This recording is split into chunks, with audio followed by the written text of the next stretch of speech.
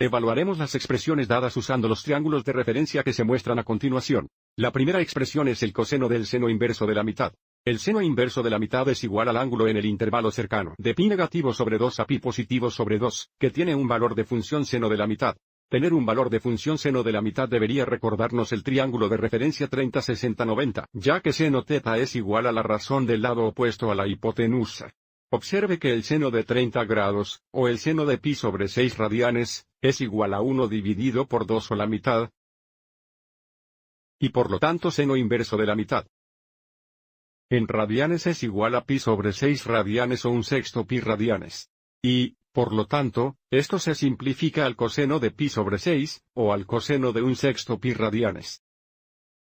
Y dado que el coseno θ es igual a la razón del lado adyacente a la hipotenusa, el coseno de un sexto pi radianes es igual a la raíz cuadrada de 3 dividido por 2.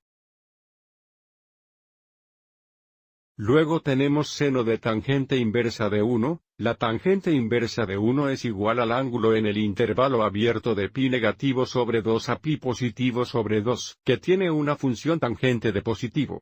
Tener un valor de función tangente de positivo debería recordarnos el triángulo de referencia 45-45-90 ya que la tangente θ es igual a la razón del lado opuesto al lado adyacente. Observe cómo la tangente de 45 grados, o la tangente de pi sobre 4, o un cuarto pi radianes, es igual a 1 dividido por 1, que es igual a 1, lo que significa que la tangente inversa de 1 es igual a 45 grados o radianes pi sobre 4, o un cuarto pi radianes.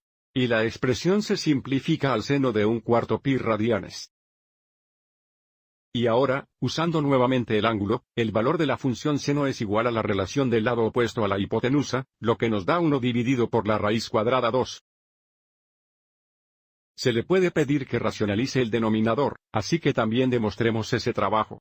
Para racionalizar el denominador, multiplicamos el numerador y el denominador por la raíz cuadrada de 2, que nos da la raíz cuadrada de 2 dividida por 2.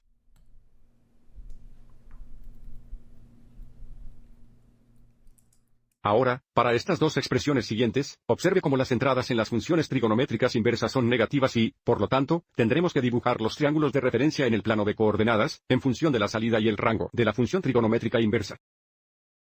Entonces aquí tenemos la tangente del coseno inverso de la raíz cuadrada negativa de 3 dividido por 2. El coseno inverso de la raíz cuadrada negativa de 3 dividido por 2 es igual al ángulo en el intervalo cerrado de 0 a pi radianes, que tiene un valor de función coseno de raíz cuadrada negativa de 3 dividido por 2. Y dado que la salida del coseno inverso es el intervalo cercano de 0 a pi radianes, entonces estará en el primero segundo cuadrante. Y dado que el valor de la función coseno es negativo, el ángulo estará en el segundo cuadrante. Y ahora si ignoramos este signo aquí por un momento.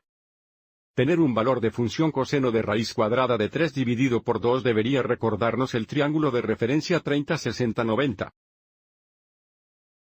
Donde observe que el coseno de 30 grados, o pi sobre 6 radianes, es igual a la proporción de los lados adyacentes de la hipotenusa que nos da 3 positivos divididos por 2. Pero estamos buscando el ángulo que tiene un valor de función coseno de raíz cuadrada negativa de 3 dividido por 2, por lo que no estamos buscando el ángulo de 30 grados, o pi sobre 6 radianes, pero este es el ángulo de referencia que necesitamos esbozar en el segundo cuadrante donde sabemos que el coseno es negativo. Esto nos ayudará a encontrar el ángulo en el intervalo de 0 a pi radianes que tiene este valor negativo de la función coseno. Este es el lado terminal del ángulo que estamos buscando. Donde el ángulo de referencia, este ángulo aquí, es de 30 grados o pi dividido por 6 radianes. Avancemos y bosquejemos el triángulo de referencia. Debido a que estamos en el segundo cuadrante donde x es negativo y es positivo, el lado opuesto es positivo, la hipotenusa es 2 y esto, como aquí, es la raíz cuadrada negativa de 3. Observe cómo este triángulo de referencia da un valor de función coseno de raíz cuadrada negativa de 3 dividido por 2. Y si el ángulo que estamos buscando tiene su lado inicial a lo largo del eje X positivo, el lado terminal a lo largo de este rayo, girando en sentido antihorario, el ángulo es de 150 grados, o 5/6 pi radianes, que podemos encontrar tomando 180 grados y restando el ángulo de referencia. O radianes tomando pi radianes y restando pi sobre 6 o 1/6 pi radianes. Lo que nos da 5/6 pi radianes. Entonces esto es igual a la tangente de 5/6 pi radianes. Usando el triángulo de referencia, el valor de la función tangente es igual a la razón del lado opuesto al lado adyacente, lo que nos da 1 dividido por la raíz cuadrada negativa de 3, o simplemente negativo sobre la raíz cuadrada de 3. Racionalicemos también el denominador, en caso de que deba hacerlo. Multiplicamos el numerador y el denominador por la raíz cuadrada de 3, lo que nos da una raíz cuadrada negativa de 3 dividida por 3. Nuevamente, no hay necesidad de racionalizar el denominador a menos que se le solicite hacerlo.